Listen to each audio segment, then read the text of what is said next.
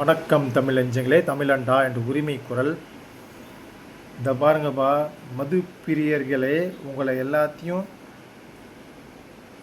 கெஞ்சி கேட்டுக்கிறேன், தயவுசெய்து அது உள்ளே போகாதீங்க.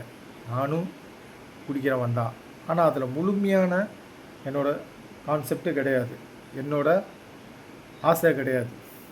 அது என்னைக்கு மூடப்படுதோ அன்னைக்கு நீங்களாம் நல்லா இருப்பீங்கன்னு நான் நினைக்கிறேன்.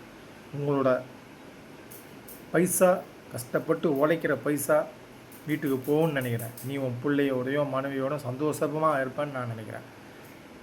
அது இருக்கிறதுனால தான், மது போதையில் நீ இருக்கிறதுனால தான் அம்மான்னு கூட பார்க்காம தலையை அடித்து காயப்படுத்துகிறார், பிள்ளைன்னு கூட பார்க்காம அடித்து காயப்படுத்துகிறார், மனைவின்னு கூட பார்க்காம அடித்து காயப்படுத்துகிறார்.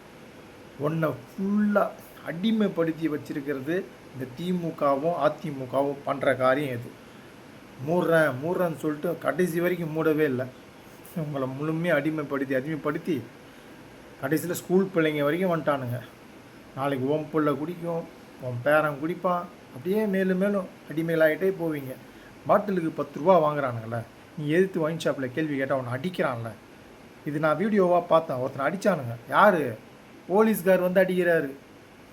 பார்த்துக்கோ எந்த அளவுக்கு உங்களை அடிமைப்படுத்தி வச்சுக்கிட்டு உன் காசை கொடுத்து நீ வைன் ஷாப்பில் போய் சரக்கு வாங்குற.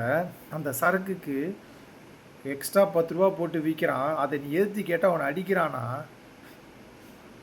நீ அடிமை தானே அதுக்கு. அதனால தான் நீ அடி வாங்குற போயிட்டு. இது புரிஞ்சுக்கோங்கப்பா, தயவு செய்து இதுலேருந்து வெளியே வந்துடுங்க எப்படியாது. அதான் நல்லது. நான் வந்துட போகிறேன், கண்டிப்பாக வந்துடுவேன். இது நல்லது. 717 வைன் ஷாப்பாக மூடினாங்கள்ல, முழுமையாக மூட்டாங்கன்னா சந்தோஷம். எனக்கு நல்லா இருப்பாங்க நிறைய பேர், நிறைய குடும்பங்கள் நல்லாயிருக்கும். புரிஞ்சுக்கோங்கடா.